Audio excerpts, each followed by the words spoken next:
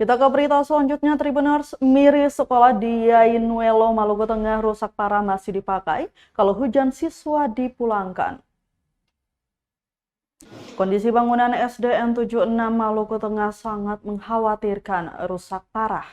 Selain atapnya lapuk dan rawan roboh, dindingnya sekolah juga retak-retak. Bahkan lantai sekolah juga semuanya pada retak. Bahkan lantainya banyak yang terangkat dan lantai jadi miring. Serta seluruh bagian plafon ruangan itu sudah rusak parah dan jendela bangunan juga sudah tidak ada. Lebih parah lagi, Tribuners, saat musim hujan tiba, air akan mengenangi seluruh ruangan sehingga siswa harus dipulangkan. Padahal bangunan sekolah yang berlokasi di Negeri Administratif Yainuelo, Kecamatan Amahai, Maluku Tengah tersebut masih dipakai untuk belajar.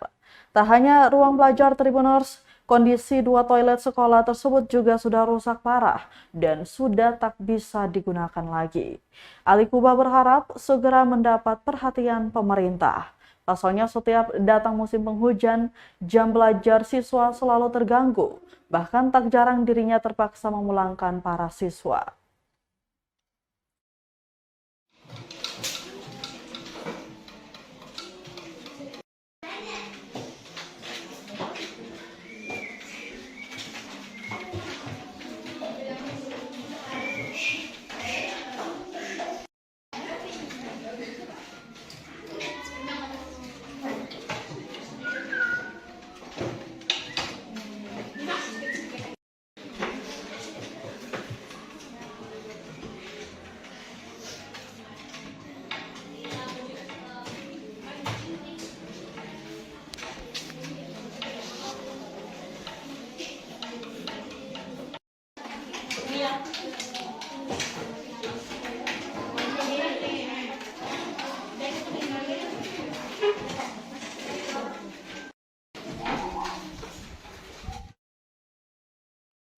Terima kasih sudah nonton.